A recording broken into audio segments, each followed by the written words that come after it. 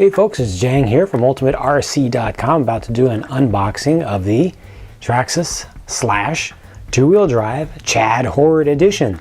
This is basically just a specific release of the Slash two-wheel drive, the vehicle that single-handedly started the entire short course racing craze nationwide and even worldwide. I got two of these things when they first came out, and they've done a few little updates, and they have various models of them available now. This one comes with a 2.4 gigahertz radio system, and it does include a battery in the box. So speaking of the box, there's the box. Let's get inside the box.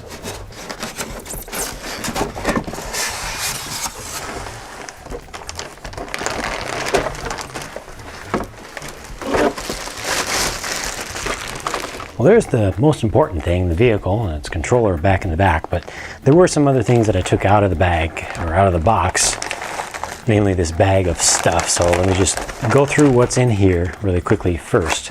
First of all, it does come with a wall charger, and this is for nickel metal hydride batteries, and it is it is a peak charger. It will stop supposedly when it's done, but very basic thing.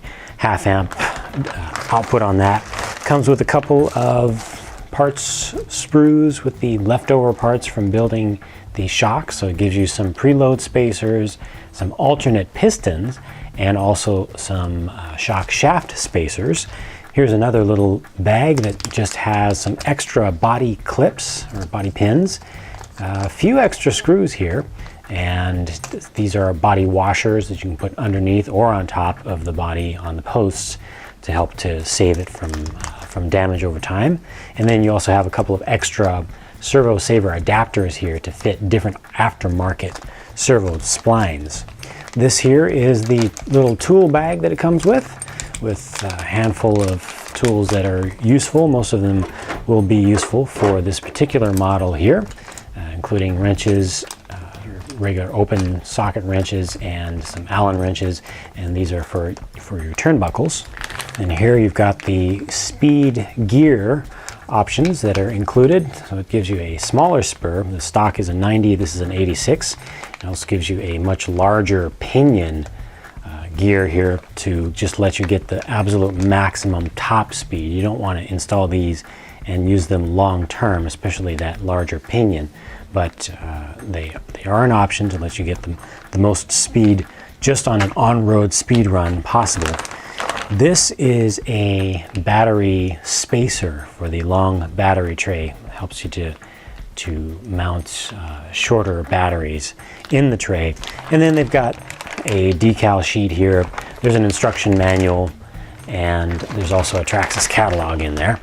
With that out of the way, here we go with the controller, and it comes with a little add-on little new feature notice letting you know that this does have Expo steering exponential adjustment available on it now.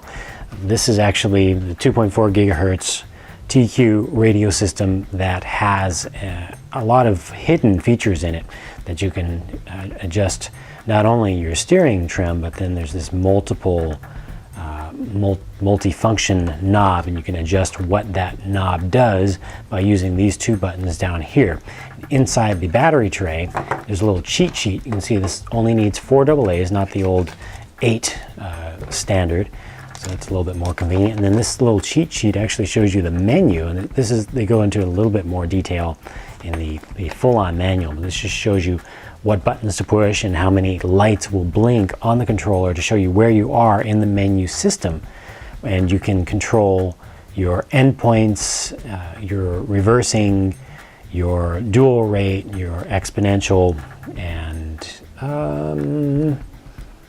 braking percentage, sub-trim, pretty much all of the normal things that you would want to be able to adjust on a radio. You can with this system. It's just a little bit difficult to go through that whole process, and they don't have a screen to show you what you've actually selected. So you're just basically counting blinks on the LED, and then depending on where you go, you can adjust more an analog setting by just changing the multi-function knob.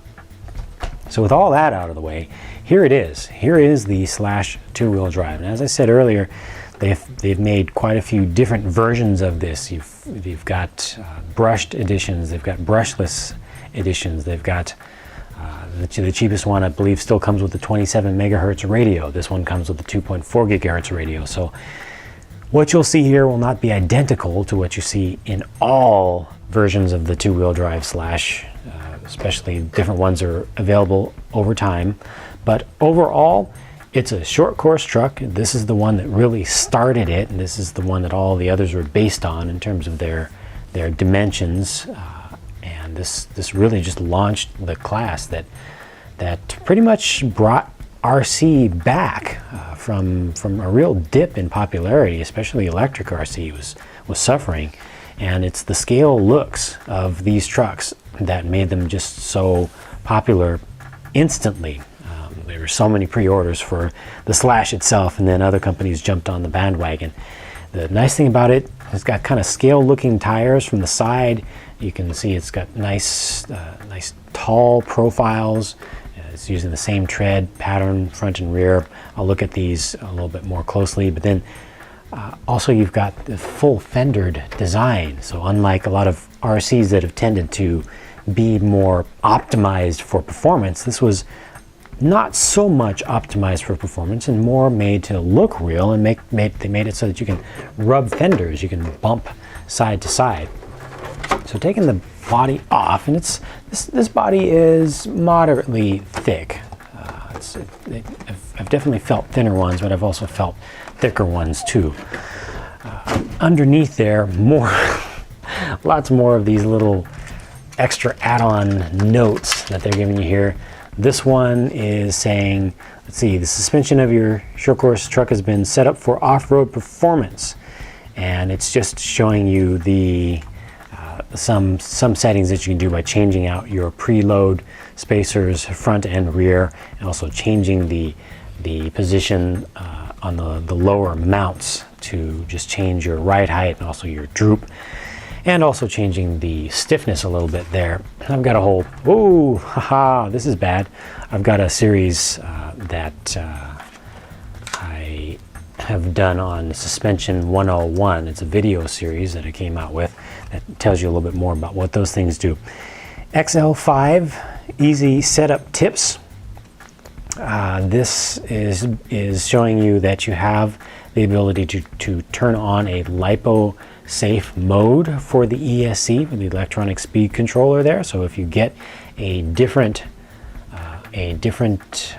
battery, a LiPo battery, like is becoming more and more standard nowadays, you can safely use it with this ESC.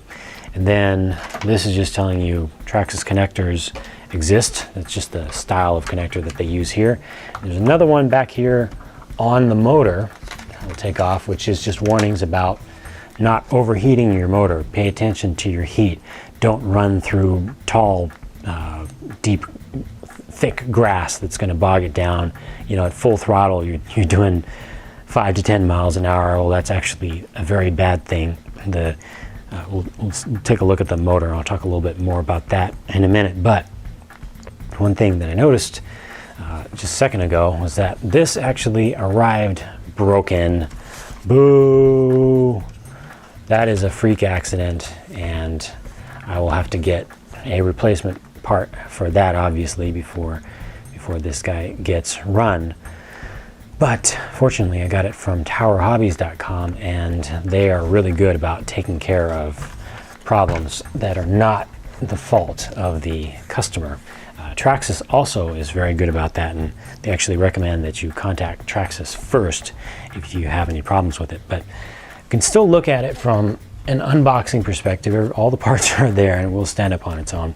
So suspension setup is pretty decent right out of the box. They use these interesting progressive springs, and here I'll just give you a closer look at what those look like. You can see that the coils are not the same distance apart from top to bottom. The top and bottom ones are closer together, and those are actually softer.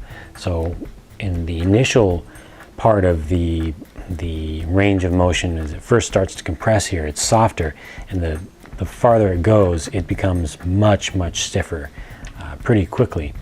And unfortunately, those really aren't the best.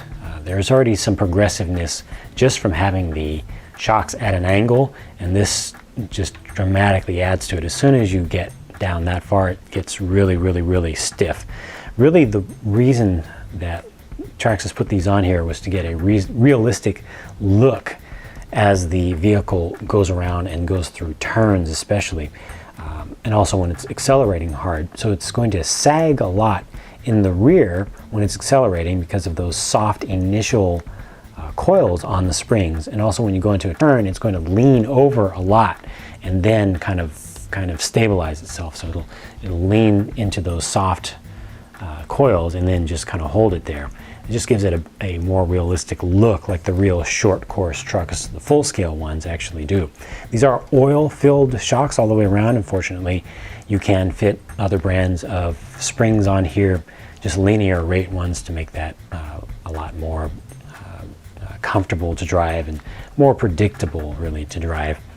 Taking a look at the whole chassis as a whole, you can see it's very wide, and even beyond the wings, the sides of the chassis, you then have these Nerf bars, and they're very convenient for grabbing the vehicle and carrying it, or just flipping it over when it's on its side or upside down. But their real main purpose is to hold the body out. So if somebody comes in and crashes into you from the side, or you're side by side with somebody and you hit, there's actually something solid behind there rather than just the Lexan of the body itself. So it helps to keep everything pretty square and a little bit more likely to just bounce the other vehicle off.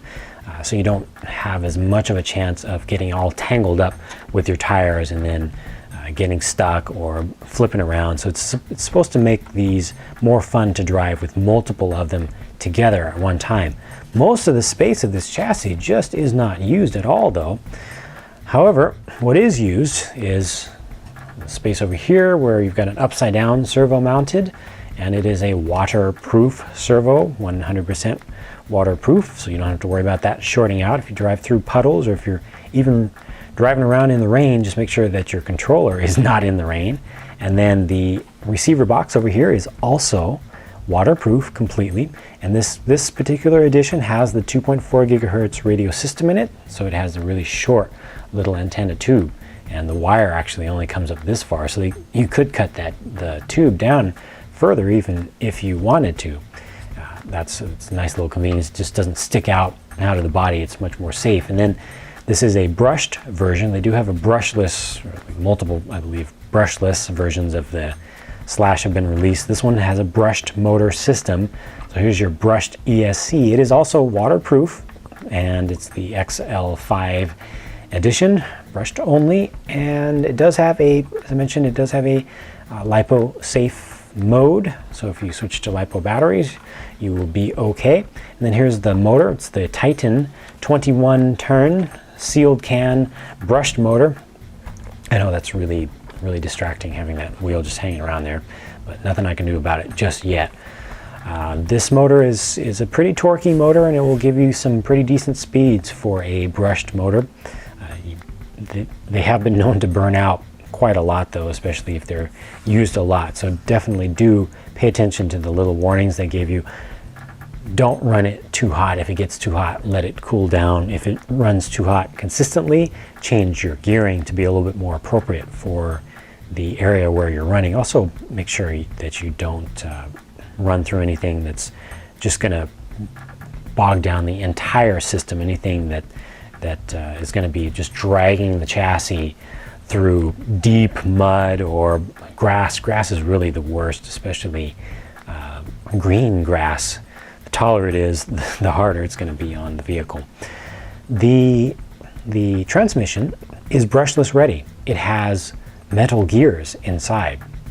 So, and it also has ball bearings inside. And as a matter of fact, this entire vehicle, this edition of it, does have ball bearings all the way around. You won't find bushings on this vehicle, except I think the steering might have bushings in it. But all of the most important parts, including the wheel bearings, and everything inside the transmission is all running on ball bearings, but it's all ready to be upgraded to a brushless power system if you get one later on down the line, like the Traxxas Valineon and VXL combo, or any aftermarket one that you can fit in there, as long as it's the right size.